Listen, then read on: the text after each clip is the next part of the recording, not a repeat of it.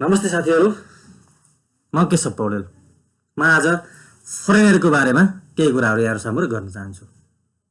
अथवा वैदेशिक सहायता भनेको के हो, वैदेशिक सहायताका स्वरूपहरू के हुन सक्छन्, वैदेशिक सहायताको रोल कुनै पनि नेसनको डेभलपमेन्टको लागि के हुन्छ, वैदेशिक सहायताको इतिहास के छ भन्ने विषयमा चर्चा गरौँ। नेपाल एउटा अल्पविकसित मुलुक हो, विकासोन्मुख मुलुक पनि हो। यसमा धेरै विकासको खाँचो छ।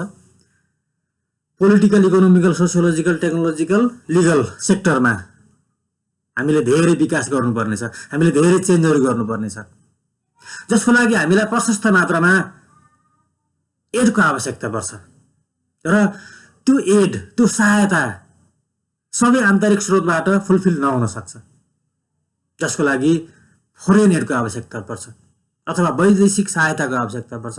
वैदेशिक सहायता भनेको के हो भने विकसित मुलुकहरू अथवा बहुपक्षीय संस्थाहरूले कुनै पनि अल्प विकसित, कम विकसित अथवा विकासोन्मुख राष्ट्रहरूमा विकास गर्ने उद्देश्यले अथवा त्यहाँको सिस्टममा हेरफेर गर्ने उद्देश्यले, सिस्टमलाई प्रगतिमा लाने उद्देश्यले उपलब्ध गराइएको वस्तु अथवा आर्थिक सहयोगलाई हामीले फरेन एड भन्ने गर्छौँ। फरेन एड जनरली हाम्रो जस्तो देशको लागि डिफिसिट बजेटलाई फुलफिल गर्ने, डिफिसिट बजेट आम्दानी र खर्चको बीचको ग्यापलाई फुलफिल गर्ने एउटा महत्त्वपूर्ण कडीको रूपमा अहिले रहिआएको छ। फरेन एडलाई विभिन्न स्वरूपमा विभाजन गर्ने गर्छौँ। सुरुमा जाउँ प्रकृतिको आधारमा। एडको प्रकृतिको आधारमा एडहरू दुई किसिमका हुने गर्छन्, humanitarian aid and development aid. मानव विकासको लागि गरिने एडहरू ह्युमेनिटेरियन एड हुन्। मानवको बाँच्न पाउने अधिकारलाई सुनिश्चित गर्ने उद्देश्यले जुन एडहरू प्रोभाइड गरिन्छन् ती एडहरू ह्युमेनिटेरियन एड हुन्। यो अन्तर्गत फुड, मेडिसिन, इमर्जेन्सी एडहरू पर्ने गर्छन्। जस्तो कुनै राष्ट्रलाई इमर्जेन्सीको सिचुएसन आयो, त्यस्तो अवस्थामा जुन एडहरू हामी पाउँछौँ त्यो इमर्जेन्सी एड हो। मेडिकल फेसिलिटिजसँग सम्बन्धित, मेडिकलसँग सम्बन्धित सहयोगहरू भनेका मेडिकल एडहरू भयो। खानेकुरासँग सम्बन्धित एडहरू भनेको फुड एडहरू। भनेपछि ह्युमनको बाँच्न पाउने अधिकार, उसको मानव अधिकारलाई सुनिश्चित गर्ने उद्देश्यले जुन एडहरू सञ्चालित हुन्छन्, जुन एडहरू प्रोभाइड हुन्छन्, तिनीहरू ह्युमेनिटेरियन एड हुन्। यस्तै गरी डेभलपमेन्ट एड छ, विकास गर्ने उद्देश्यले, पूर्वाधार विकास गर्नको लागि, सामाजिक, सांस्कृतिक, आर्थिक पूर्वाधारको विकास गर्नको लागि जुन एडहरू फ्लो हुन्छन् ती एडहरू डेभलपमेन्ट एड हुन्। डेभलपमेन्ट एडलाई हामीले दुई खण्डमा राखेर हेर्छौँ। एउटा ओडिए भन्ने हुन्छ, अर्को नन ओडिए भन्ने हुन्छ। ओडिए अफिसियल डेभलपमेन्ट एड, कुनै एउटा राष्ट्रले अर्को राष्ट्रलाई प्लान्ड वेबाट प्रोभाइड गरिने डेभलपमेन्ट एडहरू ओडिए हुन् भने नन अफिसियल डेभलपमेन्ट एड भनेको कुनै संस्थाले, कुनै आइएनजिओले अथवा एनजिओले विभिन्न तवरबाट फन्ड कलेक्सन गरी डेभलपमेन्ट जुन गरेको हुन्छ विकासोन्मुख मुलुकहरूमा, त्यो भनेको नन अफिसियल डेभलपमेन्ट एड हो। नन अफिसियल डेभलपमेन्ट एडहरू प्लान्ड वेबाट सञ्चालित हुँदैनन्। यस्तै गरी स्वरूपको आधारमा फरेन एडलाई विभिन्न भागहरूमा क्लासिफाई गर्ने गर्छौँ। यस अन्तर्गत long term loan, project aid, tied aid, technology assistance, grants and community aid. Long term loan भनेको लामो समयपछि फिर्ता गर्ने उद्देश्यले लामो समयसम्म युज गर्न पाइने गरी जुन लोन लिइन्छ वैदेशिक संस्थाबाट अथवा फरेन कन्ट्रीबाट, त्यो लङ टर्म लोन हो। प्रोजेक्ट एड भन्ने हुन्छ अर्को। प्रोजेक्ट एड भनेको कुनै एउटा निश्चित परियोजनाको लागि कुनै एउटा कार्यक्रम छ, त्यो कार्यक्रमभित्र कुनै एउटा प्रोजेक्ट रन भएको छ, त्यो प्रोजेक्ट रन गर्ने उद्देश्यले त्यो प्रोजेक्टको लागि मात्रै छुट्याएर सशर्तको आधारमा जुन प्रोभाइड गरिन्छ एड, त्यो प्रोजेक्ट एड हो। टाइड एड भनेको एड प्रोभाइड गर्ने संस्था अथवा एड प्रोभाइड गर्ने कन्ट्रीले कुनै किसिमका बन्देजहरू लगाएर, कुनै किसिमका शर्तहरू राखेर एड प्रोभाइड गरेको छ, त्यो भनेको टाइड एड हो। यस्तै गरी टेक्नोलोजी एसिस्टेन्स भन्ने छ, कुनै विदेशी प्रविधिहरू,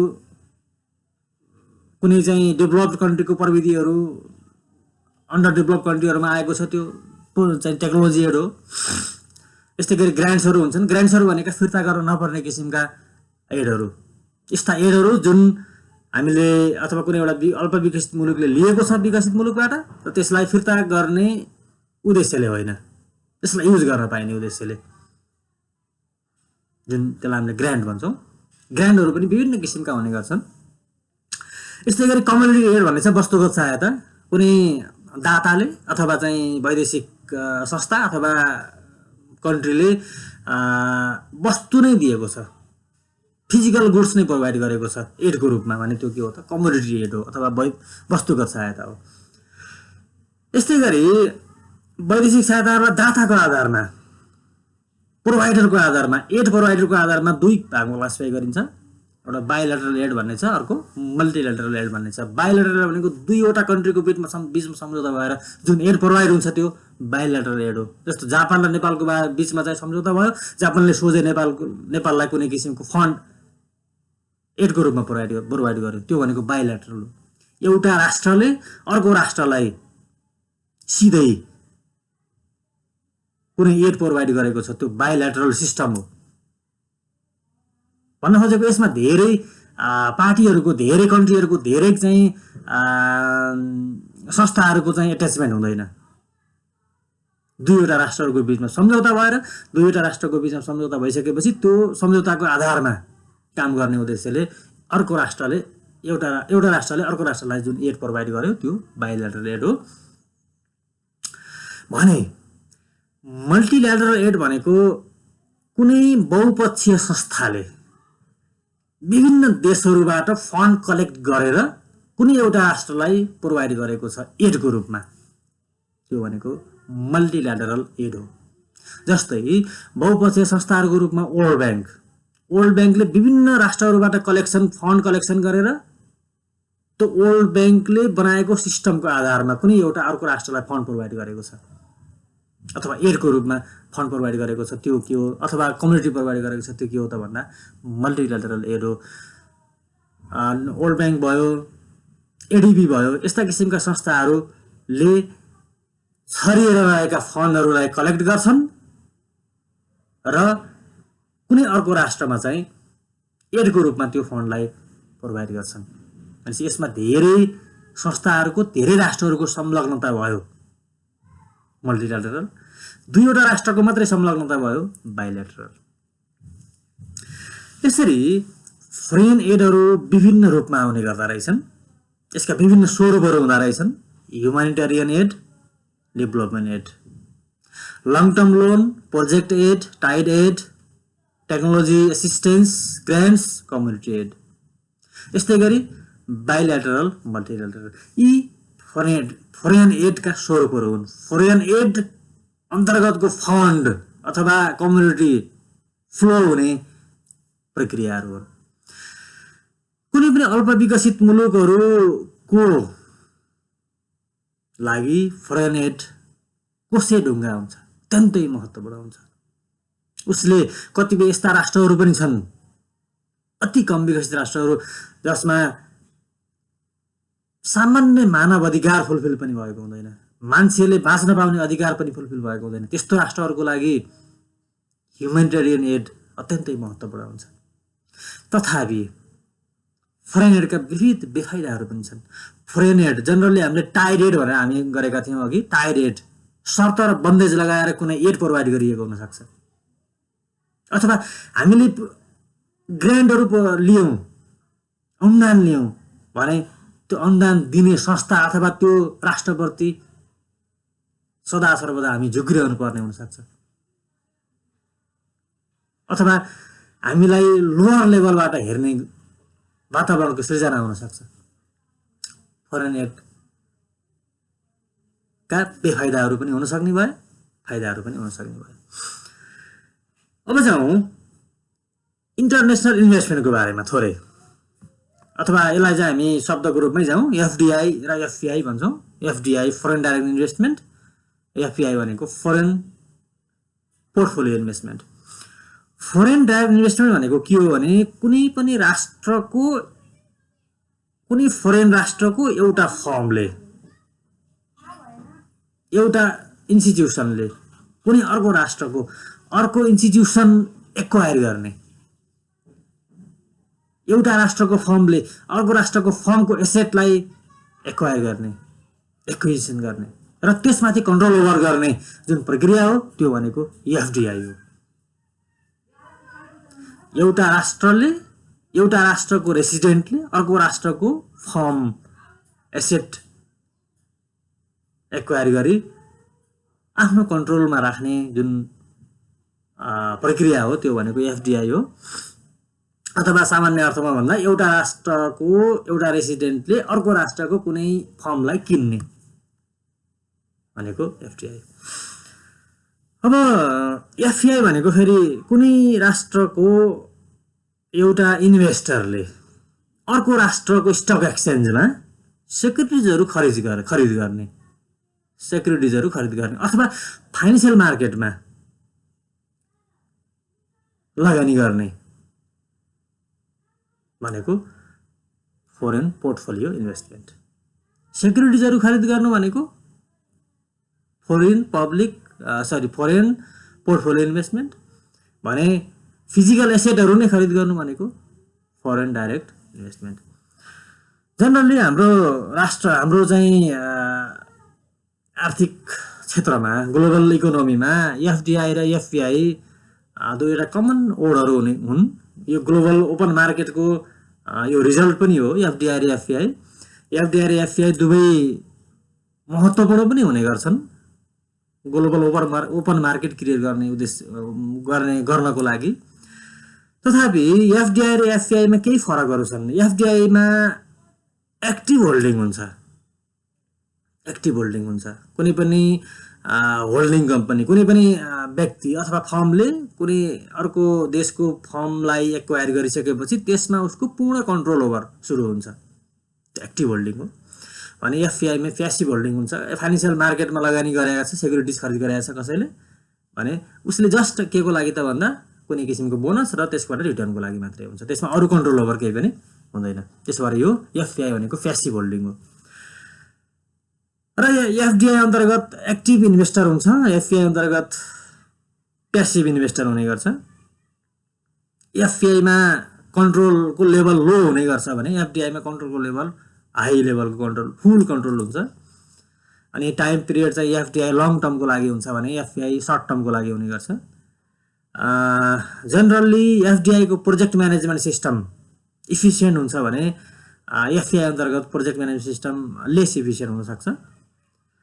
र एफडीआई अन्तर्गत फिजिकल एसेटहरूमा इन्भेस्टमेन्ट हुन्छ, एफपीआई अन्तर्गत फाइनेन्सियल एसेटमा इन्भेस्टमेन्ट हुन्छ।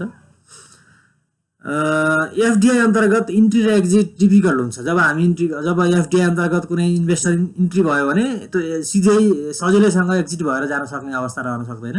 भने एफपीआईमा फाइनेन्सियल मार्केटमा लगानी गरेको व्यक्ति इजिली इन्ट्री हुन्छ, इजिली त्यो के हुन्छ एक्जिट पनि हुन्छ। यस्तै गरी एफडीआईमा फन्ड्सको अथवा टेक्नोलोजीको ट्रान्सफर हाई लेभलको हुन्छ। कुनै फरेन चाहिँ इन्भेस्टरले लगानी गरेको छ भने उसले आफूसँग भएको टेक्नोलोजी फन्डलाई ट्रान्सफर गर्ने बाटो बन्छ अथवा चाहिँ धेरै चाहिँ फन्डहरू ट्रान्सफर हुने अथवा टेक्नोलोजी ट्रान्सफर हुने हुन्छ एफडीआईमा। भने एफडीआईमा जस्ट फन्डको मात्रै सामान्य ट्रान्सफर हुन्छ अथवा क्यापिटल इन्फ्लो मात्रै हुन्छ केही मात्रामा। यसमा टेक्नोलोजीहरूको ट्रान्सफर हुने भन्ने हुँदैन एफडीआईमा, जस्ट क्यापिटलको इन्फ्लोज मात्रै हुन्छ। भनेपछि एफडीआई भनेको के रहेछ भन्दा कुनै विदेशी संस्थाले अथवा कुनै विदेशको एउटा व्यक्तिले अर्को राष्ट्रको स्वदेशी फर्म अथवा इन्स्टिट्युसनलाई मर्जिङ गर्ने, एक्विजिसन गर्ने, एब्जर्प्सन गर्ने, एमोलगाइजेसन गर्ने, यो भनेको एफडीआई। एफडीआई र एफपीआई पनि एउटा ग्लोबल इकोनोमीलाई डेभलप गर्नको लागि अत्यन्तै महत्त्वपूर्ण साबित हुन सक्छन्। यसका पनि केही बेफाइदाहरू हुन सक्छन्। जनरली इन्डिजिनस इन्स्टिट्युसन्सहरू, इन्डिजिनस फर्महरू, इन्डिजिनस ट्रेडिङ सिस्टमहरू, त्यसबाट चाहिँ इन्डिजिनस ट्रान्जेक्सनका विधिहरू चाहिँ एक्सप्लोइट हुने गर्छन्। तिनीहरू कोल्याप्स पनि भइरहेका छन् कतिपय अवस्थाहरूमा। एफडीआर एफएआई का चाहिँ यी अनि एफएआई अन्तर्गत चाहिँ कुनै देशको एउटा चाहिँ सामान्य किसिमको इन्भेस्टरलाई बाहिरको इन्भेस्टर जब आउँछ नि हाम्रो फरेन के अरे फाइनेन्सियल मार्केटमा त्यसले चाहिँ एक्सप्लोइट गर्ने सम्भावना पनि हुनसक्छ। र नेपालमा एफडीआई एफपीआई अथवा फरेन एडलाई कन्ट्रोल ओभर फरेन एडको म्यानेजमेन्ट सिस्टम चाहिँ को डेभलपमेन्ट गर्ने फरेनरहरू लिने फरेनरको म्यानेजमेन्ट गर्नको लागि अर्थ मन्त्रालयले यो काम हेर्ने गर्छ भने एफडीआई एफपीआईसँग सम्बन्धित विषयवस्तुहरू ministry of industry commerce and supplier उद्योग वाणिज्य तथा आपूर्ति मन्त्रालय अन्तर्गतको डिपार्टमेन्ट अफ इन्डस्ट्री अन्तर्गत हुने गर्छ र यसको सबै व्यवस्थाहरू एफडीआई एफपीआईसँग सम्बन्धित व्यवस्थाहरू नेपालको foreign investment and technology transfer act 2019 अथवा 2075 को आधारमा विभिन्न कार्यविधिहरूको माध्यमबाट विभिन्न किसिमका चाहिँ प्रोसिड्युरको माध्यमबाट हुने गर्छ र नेपालमा वान स्टप सर्भिस सेन्टर छ डिपार्टमेन्ट अफ इन्डस्ट्रीमा जसले गर्दा फरेन इन्भेस्टरहरूलाई चाहे फाइनेन्सियल मार्केटमा लगानी गर्ने होस् चाहे चाहिँ फिजिकल मार्केटमा लगानी गर्ने होस् अथवा चाहे एफडीआई होस् चाहे एफपीआई होस् जसको लागि चाहिँ सहजीकरणको वातावरण सिर्जना भएको छ। बिस्तारै सिर्जना अझै चाहिँ विकास हुँदै जानेछ भन्ने हामीले यसमा आशा लिन सक्छौँ। अब जाउँ टेक्नोलोजी ट्रान्सफरमा। टेक्नोलोजी भनेको के हो त? टेक्नोलोजी भनेको स्किल नलेज र मेथड्स भनेको टेक्नोलोजी हो। स्किल नलेज हामी भित्र हुन्छ, त्यो नलेजलाई हामीले बाहिरसम्म ल्यायौँ स्किल भयो भने त्यसलाई चाहिँ व्यवहारमै लगायौँ काममै लगायौँ भने त्यो मेथड्स भयो। भनेपछि स्किल नलेज र मेथड्सको कम्बिनेसन भनेको टेक्नोलोजी हो। र यो अन्तर्गत sharing of skill, sharing of knowledge, sharing of methods, sharing of samples of manufacturing, samples of product among the nations भनेको टेक्नोलोजी ट्रान्सफर हो। एउटा राष्ट्रमा विकास भएको टेक्नोलोजी अर्को राष्ट्रमा पुग्नु भनेको टेक्नोलोजी ट्रान्सफर हो। टेक्नोलोजी ट्रान्सफर विभिन्न माध्यमबाट हुने गर्छ, विभिन्न इन्स्टिट्युसन वाइज हुने गर्छ। जस्तो जनरली युनिभर्सिटिज र प्राइभेट इन्डस्ट्रीको बिचमा टेक्नोलोजीको ट्रान्सफर हुनसक्छ। कुनै युनिभर्सिटीले डेभलप गरेको टेक्नोलोजी कुनै एउटा प्राइभेट इन्डस्ट्रीमा फ्लो हुनसक्छ, सेयर हुनसक्छ। अनि बिजनेस ग्रुपका ब्रान्चेसहरूको बिचमा, विभिन्न इन्टिटिजहरूको बिचमा, एउटा राष्ट्रभित्रका विविध फर्महरूको बिचमा अथवा open global market system develop भइसकेपछि त फरेन कुनै एउटा चाहिँ फर्म र दुईवटा राष्ट्रका विभिन्न फर्महरूको बिचमा भएको टेक्नोलोजी ट्रान्सफर पनि हुनसक्छ, सेयरिङ पनि हुनसक्छ। अर्गनाइजेसन, कुनै एउटा प्राइभेट अर्गनाइजेसन र नेसनको बिचमा पनि टेक्नोलोजी ट्रान्सफर हुनसक्छ। फ्रेन्चाइजिङ अपरेसनहरूबाट पनि टेक्नोलोजी ट्रान्सफर हुनसक्छ। डेभलप्ड कन्ट्रिजमा डेभलप भएको टेक्नोलोजी डेभलपिङ कन्ट्रिजहरूमा ट्रान्सफर अथवा सेयर हुने विधि सबैभन्दा कमन चाहिँ हुन्छ। र यो टेक्नोलोजी ट्रान्सफर हुने क्रममा कुनै पनि व्यक्तिले डेभलप गरेको टेक्नोलोजी, कुनै पनि राष्ट्रले डेभलप गरेको टेक्नोलोजी, कुनै पनि फर्मले डेभलप गरेको टेक्नोलोजी अर्को व्यक्ति अथवा अर्को फर्म अथवा अर्को नेसनले सजिलैसँग परे गर्न सक्दैन। जसलाई कन्ट्रोल गर्ने काम कसले गर्छ? पेटेन्ट राइट एक्टले। कुनै टेक्नोलोजीको डेभलप भएको छ भनेको त्यसमा उसको पेटेन्ट राइट भयो। त्यो पेटेन्ट राइट, त्यो उसको अधिकारलाई हामीले सजिलैसँग यत्तिकै प्रयोग गर्न पाउँदैनौँ। जसको प्रयोग पेटेन्ट राइट एक्ट 2059 नेपालको केसमा, यसको आधारमा टेक्नोलोजी ट्रान्सफर भई प्रयोग हुने गर्छ। टेक्नोलोजी ट्रान्सफरका विभिन्न टाइप्सहरू छन्। पहिलो छ लाइसेन्सिङ। लाइसेन्सिङ भनेको कुनै टेक्नोलोजीको ओनरले, टेक्नोलोजी डेभलप गरेको व्यक्तिले, टेक्नोलोजी डेभलप गरेको संस्थाले कसैलाई पर्मिसन दिएको छ त्यो टेक्नोलोजी ट्रान्सफर गर्न, त्यो टेक्नोलोजी युज गर्नको लागि, अनि त्यो लाइसेन्सिङ हो। जस्तो मलाई टेक्नोलोजी चाहिएको छ, टेक्नोलोजीको चाहिँ डेभलप भएको छ सिलिकन भ्यालीमा। सिलिकन भ्यालीको कुनै एउटा फर्मले मलाई कुनै किसिमको चाहिँ त्यो उसले बनाएको टेक्नोलोजी युज गर्नको लागि अनुमति दिएको छ, पर्मिसन दिएको छ। अनि त्यो लाइसेन्सिङ हो। त्यसको लागि मैले सामान्य प्रक्रिया पुरा गर्छु अथवा लाइसेन्स त्यस्तो लाइसेन्स लिएर मैले त्यसको चाहिँ प्याटेन्टलाई मैले युज गर्न सक्छु। त्यस्तै गरी सपोर्ट कन्ट्याक्ट भनेको टेक्नोलोजीको ओनर पनि सहभागी छ टेक्नोलोजी ट्रान्सफर गर्ने क्रममा। जस्तो मैले कुनै टेक्नोलोजीको डेभलप गरेँ, नयाँ टेक्नोलोजी इन्भेन्सन गरेँ अथवा इनोभेट गरेँ र म लगायतको अन्य अरू चाहिँ होल्डिङ्सहरू पनि, अरू व्यक्तिहरू पनि सहभागी भएर कुनै चाहिँ काम गर्न सुरु गर्यो, त्यो भनेको सपोर्ट कन्ट्याक्ट हो। यसै गरी जोइन्ट भेन्चर भनेको कम्पनीजहरूको बिचमा भएको एग्रिमेन्ट अफ कम्पनीज भनेको जोइन्ट भेन्चर हो। Generally mutual asset, mutual management, mutual risk, mutual profit, को प्रोडक्सन, को सर्भिस एन्ड को मार्केटिङ, कोअपरेसनको माध्यमबाट कुनै चाहिँ कम्पनीजहरूको एग्रिमेन्ट भयो। कोअपरेटिभ वेबाट काम गर्ने उद्देश्यले कम्पनीजहरूको बिचमा भएको एग्रिमेन्ट, कम्पनीजहरूको बिचमा भएको मर्जिङलाई हामी के भन्छौँ? जोइन्ट भेन्चर भन्छौँ। यो जोइन्ट भेन्चर पनि टेक्नोलोजी ट्रान्सफरको एउटा चाहिँ प्रक्रिया हो। एउटा जोइन्ट भेन्चरहरू मध्ये एउटा कम्पनीले डेभलप गरेको, एउटा कम्पनीले इनोभेट गरेको टेक्नोलोजीलाई अर्को कम्पनीले युज गर्ने वातावरण सिर्जना हुन्छ जोइन्ट भेन्चरमा। अर्को विधि हो फ्रान्चाइजिङ भनेको giving right to use trademark and business model. भन्न खोजेको कुनै एउटा व्यक्तिले कुनै वस्तु, कुनै एउटा फर्मले कुनै एउटा वस्तु उत्पादन गरिरहेको छ कुनै निश्चित टेक्नोलोजी युज गरेर भने अर्को फर्मलाई त्यही वस्तु उत्पादन गर्नको लागि अनुमति दिएको छ। अथवा एउटा फर्मको ट्रेडमार्क, एउटा इन्स्टिट्युसनको ट्रेडमार्क अर्को इन्स्टिट्युसनले युज गर्न पाउने अवस्थालाई हामीले फ्रान्चाइजिङ भन्छौँ। जनरली फ्रान्चाइजिङ विदेशी कम्पनीहरूमा, जस्तो कुनै एउटा युरोपियन कन्ट्रीमा उत्पादन भइरहेको वस्तु छ, युरोपियन कन्ट्रीमा एउटा इन्स्टिट्युसनले, एउटा चाहिँ इन्डस्ट्रीले कुनै एउटा वस्तु उत्पादन गरिरहेको छ भने त्यो वस्तुलाई नेपालमा पनि ल्याउनको लागि त्यही ट्रेडमार्कबाट, त्यही ब्रान्डबाट नेपालमा पनि सञ्चालन गर्नको लागि त्यो इन्स्टिट्युसनको, त्यो इन्डस्ट्रीको चाहिँ ट्रेडमार्क मैले युज गर्न सकेको छु भने त्यो के हो? फ्रान्चाइजिङ गरे हो। यसमा फ्रान्चाइजी र फ्रान्चाइजरको बिचमा एग्रिमेन्ट हुनुपर्छ। त्यस्तै गरी स्ट्राटेजिक एलायन्स भन्ने अर्को चाहिँ टेक्नोलोजी ट्रान्सफरको फर्म हो।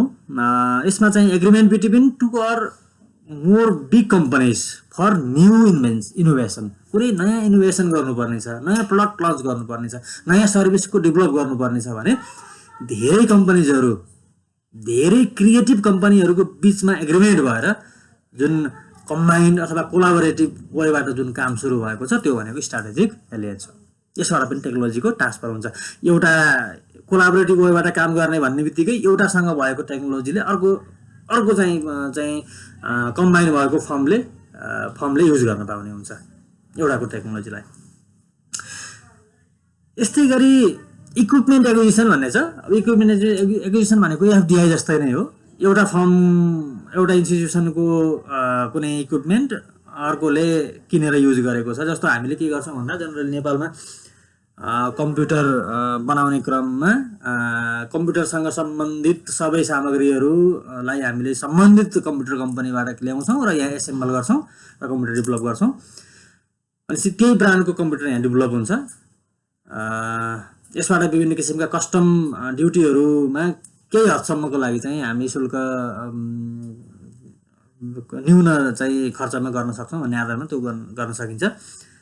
इक्विपमेन्टका पार्ट्सहरू खरिद गर्ने र एज अ होल इक्विपमेन्ट बनाउने, सम्पूर्ण इक्विपमेन्ट तयार गरेर चाहिँ इम्पोर्ट अथवा एक्सपोर्ट गर्ने काम डिफिकल्ट हुनसक्छ। यसको लागि चाहिँ यो इक्विपमेन्ट एक्विजिसन पनि एउटा टेक्नोलोजी ट्रान्सफरको रूपमा हुने गर्छ।